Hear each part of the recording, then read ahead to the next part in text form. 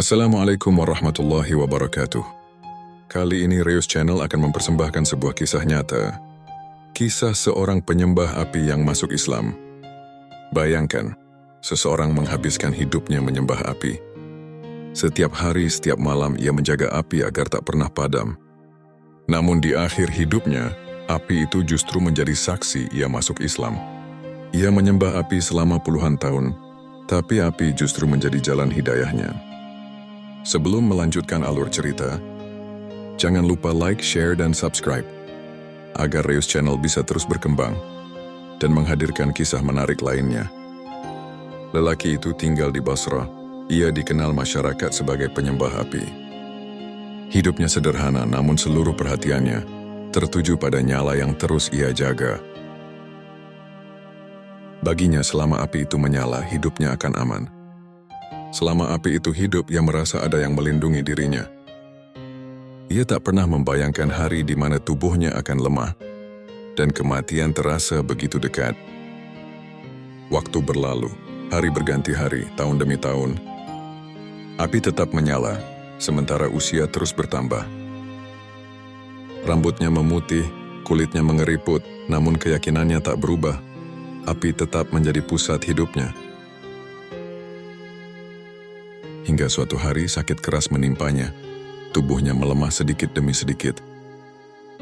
Napasnya tersengal, tenaganya habis. Ia terbaring di ranjang sederhana, sementara api yang selama ini ia sembah masih menyala di sudut ruangan. Namun kali ini, nyala itu tak lagi memberinya ketenangan. Untuk pertama kalinya dalam hidup, ia merasa kosong. Dalam diam muncul pertanyaan yang selama ini tak pernah ia berani tanyakan. Jika aku mati, apakah api ini akan menyelamatkanku? Ia menatap api itu lama. Tak ada jawaban, tak ada ketenangan. Yang ada hanya rasa takut menghadapi akhir hidup. Di saat itulah Allah menghadirkan seseorang ke dalam hidupnya. Seorang ulama besar, Hasan Al-Basri rahimahullah, datang menjenguknya. Ia tidak datang dengan amarah, tidak dengan caci maki, dan tidak dengan hinaan. Ia duduk dengan tenang di samping orang sakit itu. Dengan suara lembut dan penuh hikmah, Hasan Al-Basri berkata, "Engkau hidup di tengah api sepanjang hidupmu. Tidakkah engkau takut pada api akhirat?" Pertanyaan itu sederhana, namun menghantam hati. Lelaki tua itu terdiam. Ia tak membantah. Ia tak marah. Karena untuk pertama kalinya ia merasa kata-kata itu benar-benar menyentuh hatinya. Lalu ia berkata, "Jika Tuhanmu benar, buktikan kepadaku." Hasan Al-Basri mendekati api yang selama ini disembah lelaki itu. Dengan penuh keyakinan ia berkata, "Jika Allah berkehendak, api tidak akan membakar." Api menyala, membara. Namun tangan itu tidak terbakar, tidak hangus, tidak terluka sedikit pun. Di hadapan matanya sendiri, sesembahan yang ia jaga seumur hidup ternyata tak berdaya di hadapan kehendak Allah. Api yang ia yakini sebagai Tuhan ternyata hanyalah makhluk, tunduk dan patuh pada Sang Pencipta. Air mata pun jatuh dari matanya. Tangis pecah dari dada yang selama ini keras oleh kesombongan.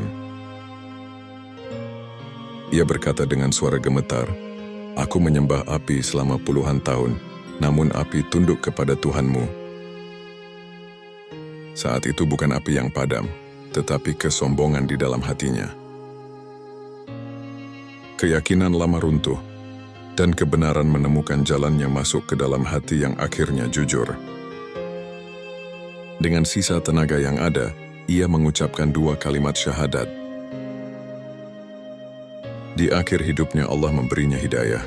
Bukan di masa muda, bukan di saat tubuhnya kuat, tetapi di saat ia benar-benar sadar akan kelemahan dirinya. Tak lama kemudian ia menghembuskan napas terakhir dengan tenang. Api yang dulu ia sembah kini padam. Kisah ini mengajarkan kita bahwa hidayah bukan tentang seberapa lama seseorang tersesat, tetapi tentang keberanian untuk kembali. Tidak ada dosa yang terlalu besar selama pintu taubat belum tertutup. Selama nyawa masih di dalam tubuh, harapan itu masih ada. Jangan pernah merasa terlalu jauh dari Allah, karena satu langkah kembali dengan hati yang jujur lebih berharga daripada seumur hidup yang dihabiskan dalam kesombongan. Semoga kisah ini menjadi pengingat bagi kita semua, bahwa yang layak disembah hanyalah Allah, dan bahwa rahmat-Nya selalu lebih besar dari dosa-dosa kita. Jika kisah ini menyentuh hatimu, klik like, subscribe, dan share, agar semakin banyak yang mendapat pengingat. Wassalamualaikum warahmatullahi wabarakatuh.